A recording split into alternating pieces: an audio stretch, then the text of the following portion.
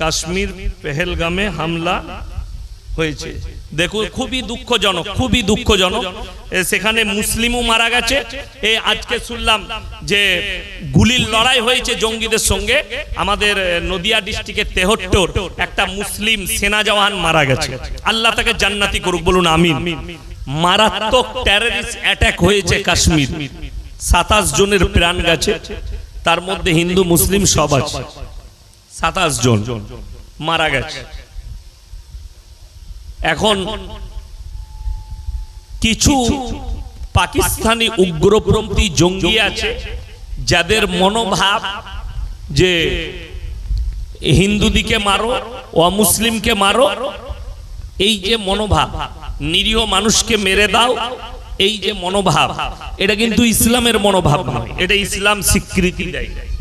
এটা যারা ভাবে তারা আমার নবীর উম্মত নয়। যদি বলেন কেন, কোরআনে আছে, আল্লাহ তাআলা বললেন, এটা প্রত্যেকটা মুসলমান কান খুলে শুনেন এবং অপরকে মেসেজটা পাঠাবেন, আপনার হিন্দু, দলিত, আদিবাসী বন্ধু বান্ধব। কোরআনে আছে কোন মানুষকে, কোন ধর্মের কথা আল্লাহ বলেননি, কোন মানুষকে, নিরীহ মানুষকে অন্যায়ভাবে যদি হত্যা করে, সে গোটা মানব জাতিকে হত্যা করলো। কোন মানুষের যদি উপকার করে, সে গোটা মানব জাতির উপকার করলো। এইটা হচ্ছে আমার আল্লাহর আদেশ। অর্থাৎ অন্যায়ভাবে তোমরা কেউ কি হত্যা করো না।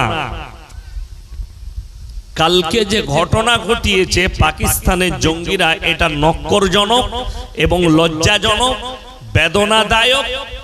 এখন সরকার যারা চালাচ্ছে তারা কূটনৈতিক মনোভাব নিচ্ছেন কিভাবে তাদের সঙ্গে বদলা নিবে, ই করবে। কিন্তু বিশ্বাস করুন, আমি যদি সরকারে থাকতাম, সঙ্গে সঙ্গে অ্যাটাক শুরু হয়ে যেত, যুদ্ধ শুরু হতো। একটা নিরীহ মানুষ মারা যাবে, তাকে মেরে দিবে কেউ গুলি করে, এটা হতে পারে, এটা বরদাস্ত করা যেতে পারে। আপনার চোখের সামনে একটা মানুষ মারা যাবে।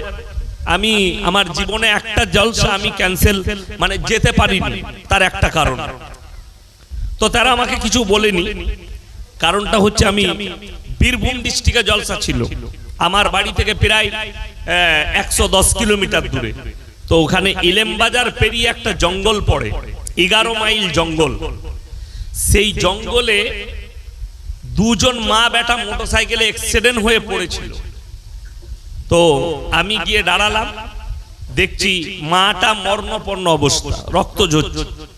তো কোনো গাড়ি দাঁড়ায়নি, তার বাইক পড়ে আছে। তাকে তাড়াতাড়ি আমার গাড়িতে তুলে নিয়ে আমি হসপিটালে পৌঁছালাম। বীরভূমের যে বোলপুর বলে একটা জায়গা আছে, সেখানে সিয়ান হসপিটাল। তো আমার অনেক দেরি হয়ে গেল, আমি জলসায় পৌঁছাতে পারলাম না। তাদের উপকার করতে গিয়ে তাদেরকে বললাম, ভাই এই ব্যাপার হয়েছে। তাদের মধ্যে কেউ কেউ খারাপ কথা বলেছে, আমি কিছুই মনে করিনি। তো তাদের পরিবাররা এলো, এসে তারা আমাকে অনেক আশীর্বাদ দিচ্ছে, অনেক কিছু। আমি খালি এতটুকু ভেবেছি, আমি একটা মানুষের উপকার করেছি, কোন ধর্মের জানি না, আমি উপকার করেছি, এর বদলা আল্লাহ আমাকে দিবে। এটা হচ্ছে আমার নিয়ত, এটা একটা মুসলমানের নিয়ত হতে হবে। আপনি দেখবেন না কে তার উপকার করুন। চলুন, ইস ঘর কো আগ লাগি ঘর কি চিরাগ সে। আমি এই কথা কেন বলছি শুনে নিন। এখন ভারতবর্ষে চারিদিকে আন্দোলন চলছে, ওয়াকফ বিল নিয়ে চারিদিকে আন্দোলন হচ্ছে। আপনার জানা দরকার, পার্লামেন্টে 232টা ভোট মুসলিমের পক্ষে পড়েছে এবং সেখানে 40টা এমপি হচ্ছে মুসলিম, বাকিগুলো সব হিন্দু, শিখ, ইসাই ভাই আপনাদের হয়ে ভোট দিয়েছে। কথাটা বুঝতে পারেন? আর আমার মোবাইলে প্রুফ আছে, বাজেয়াপ্ত, আমি প্রুফ রেখে দিয়েছি স্ক্রিনশট মেরে ফেসবুক থেকে। একজন মুফতি, তার নাম হচ্ছে ওয়াজাহাত কাসমি, উত্তরপ্রদেশে বাড়ি, ইউপিতে বাড়ি। তো কাসমি মানে যে দেওবন্দ থেকে, দারুল উলুম দেওবন্দ এশিয়া মহাদেশের সবথেকে বড় মাদ্রাসা, সেইখান থেকে যে পড়ে আসে তাকে কাসমি বলা হয়, কিংবা গোদা বাংলায় অনেক লোকে দেওবন্দি বলে। আমার বন্ধুগণ, এই মুফতি দেওবন্দি ঘরানার আলেম নিজেকে বলছে, এরপর কি সেটা আল্লাহ জানে, সে জানে। से बोलचे जो कुछ भी हुआ ये बहुत अच्छा हुआ और ये मुसलमान के लिए बहुत अच्छी है। ये किन्तु सरकारेर पक्षे, ये सरकारेर पक्षे যে সরকার যে বিল পাস করিয়েছে ভালো করেছে। এই রকম চারজন আছে। দুটো হচ্ছে আপনার বেরেলভিদের মৌলবি আর দুটো দেওবন্দের পাস করা মৌলবি। এই চারজন মিলে সাপোর্ট করেছে।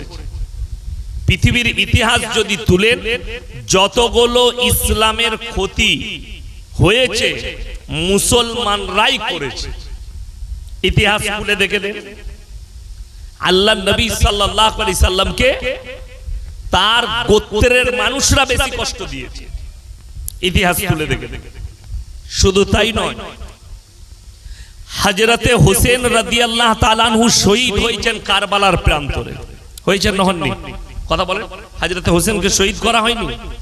এবং তিনি যে শহীদ হয়েছেন কারবালার প্রান্তরে মুসলমানদের হাত দ্বারাই হয়েছে, কোনো অমুসলিমের দ্বারা হয়। অটোমান সাম্রাজ্য তার যে পতন ঘটেছে লাল সাগরে, এবং তার পেছনের যে ষড়যন্ত্রকারী সেই অটোমান সাম্রাজ্যের ভেতরের লোকরাই ছিল, সব মুসলিম।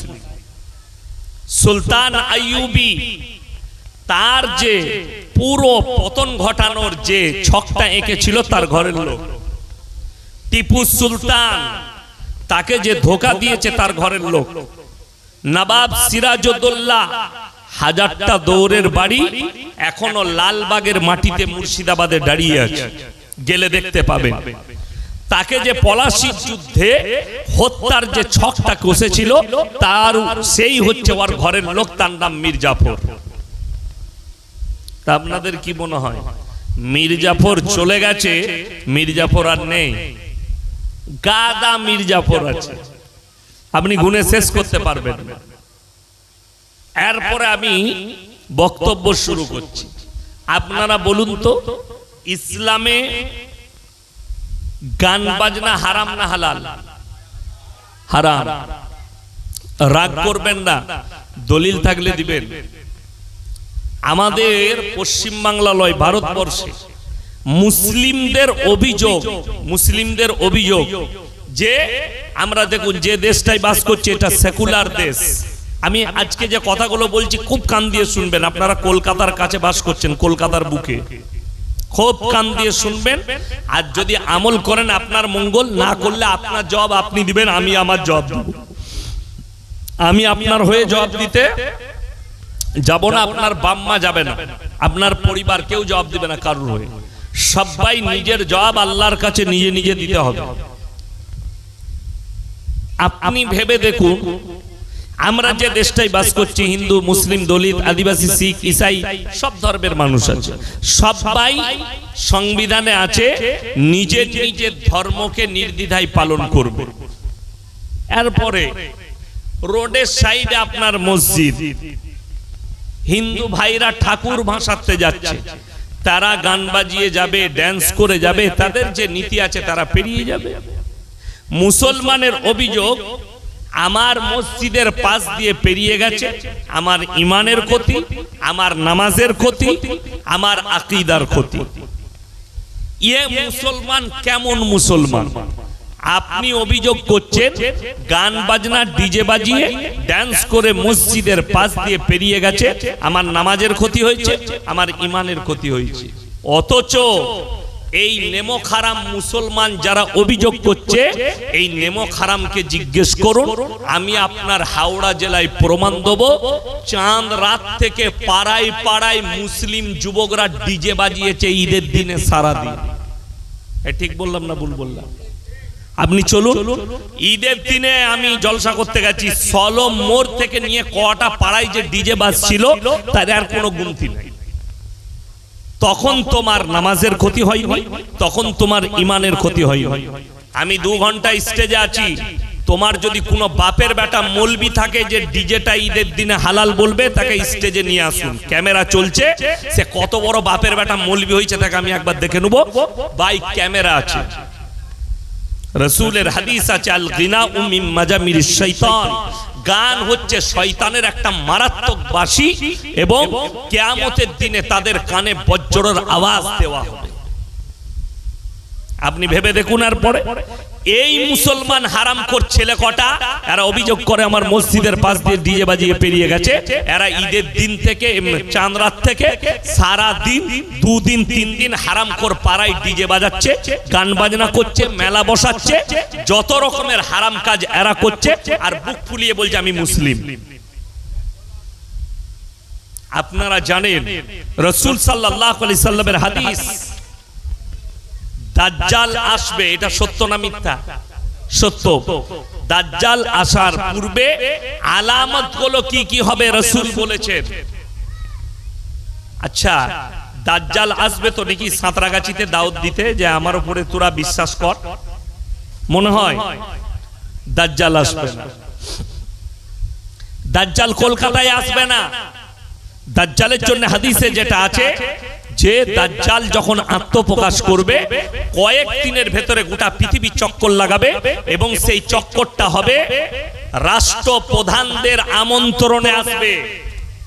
প্রত্যেকটা দেশের রাষ্ট্রপ্রধান তাদের ঈমানকে আগে ধ্বংস করবে, তাদেরকে তারা দাওয়াত দিবে এবং তাদের আমন্ত্রণে সে ঘুরবে এবং সে দাওয়াত দিতে যাবে না। রাসূল সাল্লাল্লাহু আলাইহি সাল্লামের হাদিস, দাজ্জাল আসার পূর্বে তার সৈন্য তৈরি হয়ে যাবে। তার সৈন্য কারা? রাসূল বললেন তোমরা বুঝতে পারবে দাজ্জাল আসার সময় হয়েছে যখন মুসলমানের কাছে হারাম জিনিসগুলো হালাল হয়ে যাবে। হারাম জিনিস হালাল হয়ে যাবে। তো আজকে মুসলমানের কাছে গান বাজনা হালাল কি করে হলো? আপনাদের এখানে হয়নি কি জানি না, আমি গোটা পশ্চিম বাংলার প্রত্যেকটা জেলায় আমি দেখিয়ে দেব মুসলমানদের বর্তমানে মুসলিমদের বিয়ে শাদীতে গান বাজনা ড্যান্স সব হচ্ছে। ঠিক বললাম না ভুল বললাম? যদি বলেন আপনার হাওড়া জেলায় নাই, কলকাতায় নাই, আপনি চলুন আমার বর্ধমানে, চলুন বীরভূমে, চলুন বাঁকুড়ায়, চলুন পুরুলিয়ায়, চলুন হুগলিতে, আমি দেখিয়ে দেবো বেটার বিয়ে 3 দিন ডিজে বাজছে, দমদারাক্কা ড্যান্স চলছে, গান বাজনা চলছে। এই হারামখোর মুসলিম ইমাম সাহেব যদি বিয়ে পড়ানো 2000 টাকা চাই, তখনই আবার মৌলবীর কাছে জলসাতে ফতোয়া চাই, হুজুর বিয়ে পড়িয়েছে টাকা নেওয়া যাবে? হারামখোর কোনোদিন এটা জিজ্ঞেস করেছে হুজুর বিয়েতে হারাম কাজ করা যাবে? এটা কোনোদিন জিজ্ঞেস করেছে কেউ? কোনোদিন কোন হাওড়া জেলার লোক, কলকাতার লোক, মিটিয়া বুরুজ খিদিরপুরের লোক কোন মৌলবীর কাছে ফতোয়া লিয়েছে হুজুর ইসলামে পাঞ্চিনি আছে কিনা? কথা বলেন। আপনারা জিজ্ঞেস করবেন? করবেন না কেন? সে তো জানে এটা হারাম কাজ। মৌলবী দিকে জিজ্ঞেস করলে ফতোয়া উল্টো দিবে, তার থেকে জিজ্ঞেস করি না, আমরা যা করছি তাই করি। এইটা হচ্ছে তোমার মনের ফতোয়া। আমার মুসলমান ভাই, আমার বলার উদ্দেশ্য দাজ্জালের সৈন্যগুলো আপনার আমার ঘরে তৈরি হবে, হারাম জিনিসগুলো হালাল হয়ে যাবে। নাম্বার 2, সুদ খাওয়া হালাল না হারাম? কথা বলেন। হারাম। তাহলে আপনার থানায় একটাও মুসলমান সুদ খায় না? কথা বলে না? সুদখোর আছে না নাই? কোরআনে আছে ওয়া হাল্লাল্লাহুল বাইয়া ওয়া হাররামার রিবা, তোমাদের জন্য সুদকে হারাম করেছি, ব্যবসাকে হালাল করেছি। জোরে বলুন সুবহানাল্লাহ। ব্যবসা হালাল, সুদ হারাম। এরপর শুনেন, আল্লাহ তাআলা কোরআনে বললেন সুদ হারাম, এবং রাসূল সাল্লাল্লাহু আলাইহি সাল্লামের হাদিস, কেউ যদি 1 টাকা সুদ খায়, 1 টাকা, নিজের মায়ের সঙ্গে 36 বার জিনা করার সমান পাপ হবে। জোরে বলুন নাউজুবিল্লাহ। এরপর ভেবে দেখুন, যে ব্যক্তি জেনে শুনে সুদ খাচ্ছে, এই লোক ডাইরেক্ট আল্লাহর সঙ্গে যুদ্ধ ঘোষণা করলো। আমাদের সমাজের অবস্থা বলি, একটা লোক সারা জিন্দেগি সুদের উপরে জীবন কাটালো, সারা জিন্দেগি হারাম জানার পরেও। এই মৌলবীদিকে কে মানে, হুজুরের কথা কে মানে, আমি আমার মতো করে চলবো, সুদ খাবো, সারা জিন্দেগি কাটালো। এই লোক যখন মারা যাচ্ছে, এই লোকের জানাজাও হচ্ছে, এই লোককে দাফন করা হচ্ছে, আবার আমাদের মতো হুজুরকে ডেকে আর মিলাদ পড়িয়ে একে জান্নাতে ঢুকিয়ে তবে ছাড়া হচ্ছে। আর আমি বলে যাচ্ছি জেনে শুনে লোকটা জিন্দেগি ভর সুদ খেয়েছে, জিন্দেগি ভর হারামের উপরে চলেছে, এইটা জানার পরে যে হুজুর তার লেগে দোয়া করে জান্নাতে দিতে যাবে, সে হুজুর আগে মার খাবে, লিখে দিয়েছে। তাকে আগে পিটাবে। কেন? কোরআনে আছে আমার মতো 100টা মৌলবি ধরা পড়বে কিয়ামতের দিন। সমাজকে ধোঁকা দিয়েছো, প্রতারণা করেছো, প্রবঞ্চনা করেছো। আপনাকে আমি মারাত্মক দলিল দেবো, আমার বাপ দাদুর দলিল আমি দেবো না। আমি বাপ দাদুর দলিল দেবো না। আপনাকে যে দলিল দেবো আপনার দিমাগ ফেটে যাবে এবং সেই দলিলকে আপনি কাটতে পারবেন না।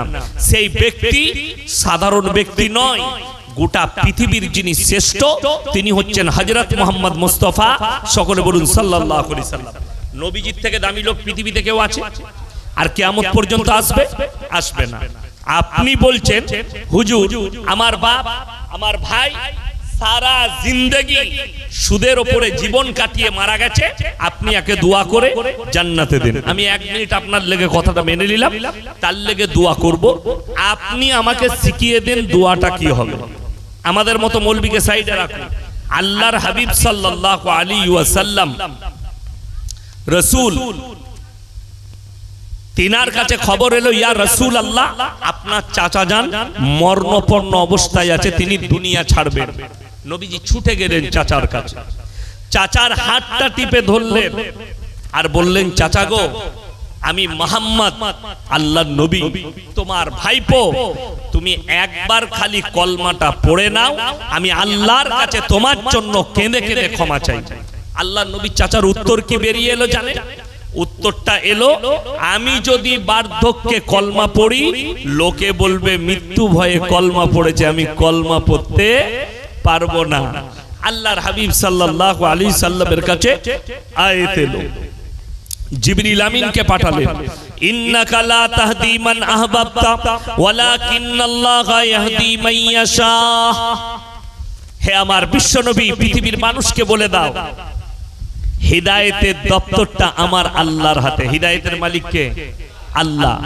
হিদায়াতের দপ্তর আল্লাহর হাতে। আমাদের অনেক মানুষ আছে মনে মনে ভাবে এই হুজুরকে দাওয়াত দে, এ লোক জলসা করলে, এ লোক বয়ান করলে অনেক লোক হিদায়াত পাবে। এটা মূর্খের কথা, অশিক্ষিতর কথা। এর কাছে ইলম নেই, যার কারণে এই ভাষা বললে। মৌলবীর দ্বারা, কারুর বয়ানের দ্বারা, কারুর দাওয়াতের দ্বারা হিদায়াত নয়, আল্লাহ যাকে হিদায়াত দেবে সেই একমাত্র হিদায়াত পাবে। আল্লাহ রাসূল সাল্লাল্লাহু আলাইহি সাল্লামের চোখে পানি, চাচা যান চলে গেলেন দুনিয়া থেকে। এরপরে নবীজি আল্লাহকে বললেন, ওগো আল্লাহ, যতদিন না তুমি আমাকে নিষেধ করবে আমি আমার চাচার জন্য কেঁদে কেঁদে ক্ষমা চাইবো। নবীজি ক্ষমা চাইতে লাগলেন, আল্লাহ এ আমার চাচা, এ আমার হিতাকাঙ্ক্ষী চাচা দুনিয়া থেকে চলে গেছে, আল্লাহ গো তুমি আমার চাচাকে জান্নাতি করো, আমার চাচাকে ক্ষমা করে দাও। যখন আল্লাহর নবী এইভাবে ক্ষমা চাইতে লাগলেন, আমার আল্লাহ তাআলা সঙ্গে সঙ্গে আয়াত পাঠালেন, নসিহত করলেন দুজনকে। কজনকে বললাম? দুজন। এক হচ্ছে নবী, এক হচ্ছে মুমিন। এই দুটোই আল্লাহর কাছে প্রিয়। আল্লাহ এই দুজনকে নসিহত করলেন। মা কানা লিন নবিয়্যি ওয়াল্লাযীনা আমানু আন ইস্তাগফিরু লিল মুশরিকিন ওয়ালাউ কানু উলি কুরবা। হে আমার নবী এবং মুমিন, তোমরা দুজন কান খুলে শুনে নাও, যারা মুশরিক হয়ে, বেঈমান কাফের হয়ে, বদ্দিন হয়ে মারা গেছে তাদের জন্য দোয়া করতে পাবে না, যদিও সে তোমাদের নিকটতম আত্মীয় হয়। আল্লাহ রাসূলকে নিষেধ করলেন চাচার জন্য আর দোয়া চাইতে পাবে না। এরপর ইয়াসিন কোন ক্ষেতের মূলি, যে একটা সুদখোর জেনে শুনে জীবনভর সুদ খেয়েছে, তাকে আমি দোয়া করে জান্নাতে দেবো। আর আল্লাহ আমার মতো মূর্খের দোয়াকে আল্লাহ কবুল করবে। আর নবীজি নিজের চাচার জন্য দোয়া চাইলেন।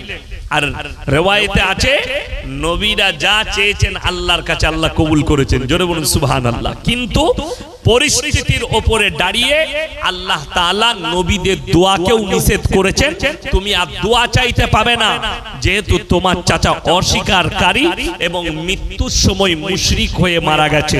নবীজি আর চাচার জন্য দোয়া চাইতে পাননি। এটা 1 নম্বর।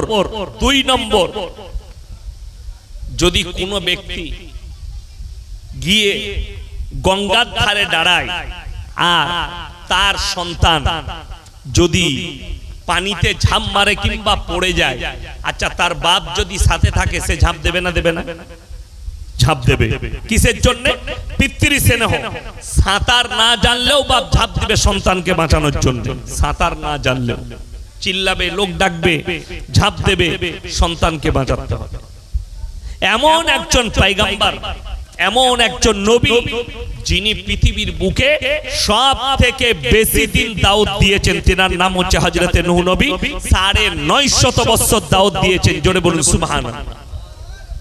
এরকম নবী তার কওমকে বিনীত অনুরোধ করলেন, হে আমার কওম, তোমাদের কাছে বিনীত অনুরোধ জানাচ্ছি, তোমরা আমার আল্লাহকে বিশ্বাস করো, আমাকে নবী হিসাবে বিশ্বাস করো। তার ছেলে কেনান, আচ্ছা লাগে, হ্যাঁ হ্যাঁ ঠিক আছে, বাহ। তার ছেলে কেনান সে বললে, হে আমার আব্বা, তোমার আল্লাহকে বিশ্বাস না করলে তোমার আল্লাহ আমার কি ক্ষতি করবে? নূহ নবী বললে, আমার আল্লাহ মুষলধারার বৃষ্টি দেবেন এবং তোমাদিকে বন্যায় ডুবিয়ে দেবে। আজকে মনে হয় 24 তারিখ নাকি? 24। এই যে 24 তারিখ আজকে, পৃথিবীর দুনিয়া শুরু থেকে, যেদিন থেকে আল্লাহ দুনিয়া শুরু করেছেন, আজকের 24 তারিখ পর্যন্ত পৃথিবীতে অত বড় বন্যা, অত বড় প্রলয় ঘটেনি যেটা আল্লাহ নূহ নবীর জাওয়ানায় তার কওমের উপরে আযাব দিয়েছিলেন। বিশেষজ্ঞ, ইসলামী বিশেষজ্ঞরা বলছেন যে সমুদ্রের পানিকে আল্লাহ 1250 ফুট উপরে তুলে দিয়েছিলেন, অর্থাৎ গোটা পৃথিবী ডুবে গেছে। নূহ নবী সন্তান এবং তার কওম হাবুডুবু খেয়ে মারা যাচ্ছে। এরকম সময় নিজের চোখে তিনি দেখতে পাচ্ছেন আমার সন্তান মারা যাচ্ছে। নূহ নবী আর থাকতে পারেনি, কষ্ট হয়েছে, আমার সন্তান, আমার রক্ত ডুবে মারা যাচ্ছে। নবী তারপরেও আল্লাহর কাছে হাত তুললেন, লা আসিমাল ইয়াউমা মিন আমরিল্লাহ, ওগো আল্লাহ, এটা আমার ওরসজাত পুত্র। আল্লাহ উত্তর দিলেন, লামিনাল খাসিরিন, হাত নামাও। দোয়া করতে পাবে না যে আমাকে মানেনি, আমার নবীকে মানেনি, আমার দ্বীনকে মানেনি, যে আমাকে চ্যালেঞ্জ ছুড়েছে, তার লাগে দোয়া করতে পাবে না, হাত নামাও, তা না হলে তোমাকেও ক্ষতিগ্রস্তদের মধ্যে ফেলে দেবো। নূহ নবীর হাত নেমে গেছে আর দোয়া করতে পাইনি। আমার বন্ধুগণ, আমার ভাই, আপনার সন্তান গুনার সাগরে ডুবে থাকবে, পাপের সাগরে, সারা জিন্দেগি হাই রোডের উপরে সলম মোড়ে 3 বোতল মদ খেয়ে অ্যাক্সিডেন্ট করেছে, সারা জীবন মদের ভাঁটিতে কেটেছে, বলে অসুবিধা না, মরে গেছে তো কি হয়েছে, ইয়াসিন হুজুরকে দাওয়াত দিবি, দেশি মুরগি খাওয়াবি, বিরিয়ানি পোলাও খাওয়াবি, ও ঠিক হুজুর দোয়া করে জান্নাতে দিয়ে দিবে। তোর হুজুর উমার খাবে, তুইও খাবি, লেখে নিয়ে যাও। যে হুজুর মনে করে পার করাবো তাদিকে বললাম যে শুনে লাও, আল্লাহ নবী সাল্লাল্লাহু আলাইহি সাল্লাম চাচার জন্য দোয়া করতে পারেনি, চাচাকে কালমা পড়াতে পারেনি, আর তুমি আশা কি করে করছো তোমার একটা বেঈমান সন্তান, তোমার একটা নেমখারাম সন্তান যে জীবনভর পাপের সাগরে ডুবে থেকেছে, তার জন্য দান করে, তার জন্য দোয়া করে তুমি তাকে জান্নাতে ভরবে? ওই জন্যই তো ইসলাম, ওই জন্যই কোরআন, নবী, আলেম, উলামা। তোমার কি চোখ নেই না তোমার ব্রেন নেই যে তুমি ভালো আর মন্দ? আপনি একটা শুনেলেন, মুসলিম নয়, যে কোনো, আমি গাড়িতে মাঝে মাঝে যেতে যেতে মোবাইলে বার করে দেখি, একজন ভারতবর্ষের বাবা আছে, এত বড় বড় চুল, নামটা যদিও জানি না, খুব সুন্দর সুন্দর কথা বলে। তো তাকে একজন জিজ্ঞেস করছে, একটা মহিলা হিন্দু মা তাকে জিজ্ঞেস করছে, বাবা ये जो मेरा शौहर है ये रोजाना दारू पीती है, दारू पीता है, आप जरा समझा दीजिए। बोले माइक जरा उनको दो, भाई तुम इतना दारू क्यों पीते हो? बोले बाबा छोड़ नहीं पाते। बोले नहीं, कोशिश तो करना पड़ेगा, आप इसको छोड़ दो, ये तो अच्छी बात नहीं है, इससे तुम्हारा कारोबार का भी बहुत डिस्टर्ब होगा और तुम्हारा परिवार का और तुम्हारा सेहत का। सेও একজন পণ্ডিত হিন্দু ভাইদের, সেও জানে মদের দ্বারা সামাজিক ক্ষতি, শারীরিক ক্ষতি, পারিবারিক ক্ষতি, অর্থনৈতিক ক্ষতি। তারাও নিষেধ করে যে মদটা ক্ষতিকারক। ইমানদারির সঙ্গে বলুন, সুদটা গেল, মদ হারাম না হালাল? হারাম। আপনাকে আমি হাওড়া জেলায়, কলকাতায় দেখিয়ে দেবো মুসলমান হারামখোর মদ খাচ্ছে, মদ বিক্রিও করছে। ঠিক বললাম না ভুল বললাম? যদি না হয় আমার সঙ্গে গাড়ি চাপুন, হাই রোডে নিয়ে যাব আমি কোলাঘাট পর্যন্ত, আমি দেখিয়ে দেবো মুসলিমদের হোটেল হারামখোর মদ বিক্রি করছে। দেখিয়ে দেবো আমি, হাই রোডে চাপুন, কিংবা ডানকুনির দিকে আমার বর্ধমানের দিকে চলো, আমি দেখিয়ে দেবো মুসলিমদের হোটেল হারামখোর মদ বিক্রি করছে। আপনি শুনে আশ্চর্য হবেন, এই কলকাতা থেকে 3টে রোড বেরিয়েছে ভারতবর্ষে। কটা বললাম? 3টে। নাম্বার 1 সলম মোড় থেকে বাঁয়ে বোম্বে রোড, সলম মোড় থেকে ডাইনে দক্ষিণেশ্বর হয়ে Kolkata to Delhi road. Number 3 Dalkhola Bakkhali road, যেটা বারাসাতের ওপর দিয়ে আসাম চলে যাচ্ছে। এই 3টে হাইওয়ে বেরিয়েছে, ওটা হচ্ছে 34 নম্বর। আমার ভাই, আপনি বকখালি রোডে চাপুন, 34 নম্বরে আসামের দিকে যাবেন, যেমনি বহরমপুর পার করবেন, একটা মোড়ের নাম আছে পলসন্ডা মোড়। সেখানে একটা পাঞ্জাবিদের ধাবা আছে। পাঞ্জাবিদের মাথায় পাগড়ি বেঁধে দুজন ভাই হোটেল চালায়, পাপ্পু দা ধাবা, ধাবাটার নাম। এই কোলাঘাটের সেরে পাঞ্জাব আছে, এদেরই আত্মীয়, এদেরই রিলেটিভ হোটেল করেছে ওখানে। আমি মাঝে মাঝে হোটেলটা দাঁড়াই। আমি যখন আমার জীবনের প্রথম দাঁড়ালাম হোটেলটাই, অনেক রাত্রে, মানে আমি কলকাতায় জলসা করে তারপরের দিন আমার শিলিগুড়িতে জলসা ছিল। আমি বললাম রাত্রি বেরিয়ে যাব, মালদাতে গিয়ে রেস্ট নেবো, না হলে দিনাজপুরে রায়গঞ্জ। তো আমি ওই হোটেলটাই দাঁড়ালাম, ভোরের দিকে টিফিন করব, দাঁড়িয়েছি। তো দু ভাই মাথায় পাগড়ি বেঁধে আমাকে বললে, স্যার আপনাকে মোবাইলে দেখেছি। তাদের হোটেলে আমি মারাত্মক 3টে আশ্চর্য জিনিস দেখলাম। 3টে বোর্ড লাগানো আছে তার হোটেলে। কটা বললাম? কথা বলেন, কটা? 3টে। আর এই 3টে বোর্ডই মুসলমানদের ইমান বাঁচানো বোর্ড। সে অমুসলিম ভাই, একজন হিন্দু ভাই, পাঞ্জাবি, সে আপনার ধর্মের প্রতি কতটা রেসপেক্ট রেখেছে আপনি অনুভব করতে পারবেন। 3টে বোর্ড কি কি আছে? নাম্বার 1, মদ পান করা নিষিদ্ধ তার হোটেলে। কি পান করা বললাম? মদ পান করা নিষিদ্ধ। নাম্বার 2, মদ বিক্রি নিষিদ্ধ। নাম্বার 3, নো স্মোকিং, ধূমপান নিষিদ্ধ। এই 3টে বোর্ড। আমি তাকে জিজ্ঞেস করলাম, ভাই আপনার হোটেলে আমাকে সব থেকে বেশি ভালো লেগেছে এই 3টে বোর্ড দেখে। আমাকে কি বললো জানেন? স্যার আমি যেখানটা ব্যবসা করছি এখানে 80% মুসলিম, আর আমার কাস্টমার হচ্ছে 80% মুসলিম, এবং আমি জানি আপনাদের ধর্মে মদ টাচ করা হারাম, স্পর্শ করা হারাম। আপনি ভেবে দেখুন যে একজন অমুসলিম ভাই আপনার ধর্মকে কতটা রেসপেক্ট, কতটা শ্রদ্ধা করে, যে তার হোটেলে সেখানে 80% মুসলিম আসে বলে সে তার মদ বিক্রি করে না। অথচ আপনি চলুন তার হোটেল থেকে 20 কিলোমিটারের মাথায় আমি দেখিয়ে দেবো মুসলিমদের হোটেল হারামখোর মদু খাচ্ছে, মদু বিক্রি করছে।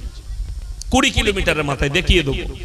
এই আমার রেকর্ডিং হচ্ছে, তারা শুনবে, যে মুসলিমরা শুনবে তাদেরকে বলছি বাস্তব কথা বলেছি। তোমরা আমাকে গালি দাও, কিন্তু আল্লাহর কসম মদ কখনো হালাল হবে না একটা মুসলিমের জন্য। ঠিক কিনা কথা বলে? আচ্ছা, আমি এই বায়ান করে যাচ্ছি সুদে। সকালবেলায় উঠে আপনার এলাকার চায়ের দোকানগুলো দেখে নেবেন, আমার আওয়াজ যাদের কাছে পৌঁছাচ্ছে ঠিক আমাকে গাল দিবে। কোন মাল কটা?